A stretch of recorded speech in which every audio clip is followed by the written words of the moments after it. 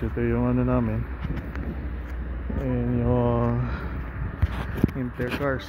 So Intercars, ito yung ano namin, parang factory, medyo malaki. ILS ang tawag, Intercars.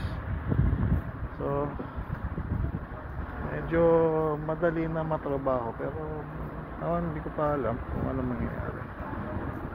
In-orient kami ng ibang lahi, so hindi ko actually naiintindihan yung ano kasi language pa. So anyway, sana sa sooner or later maintindihan ko yung ano, maintindihan namin yung gagawin namin. And until now, malamig pa rin yung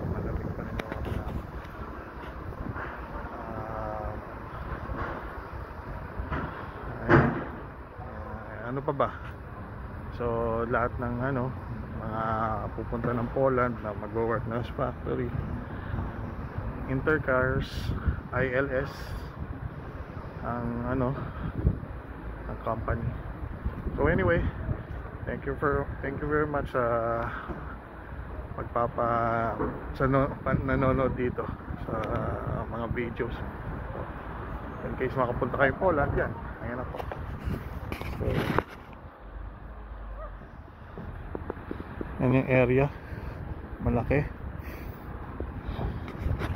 Sabi daw nila may ano may chances nga naman na mag-regular sila as continuous na ang trabaho. So anyway, yeah.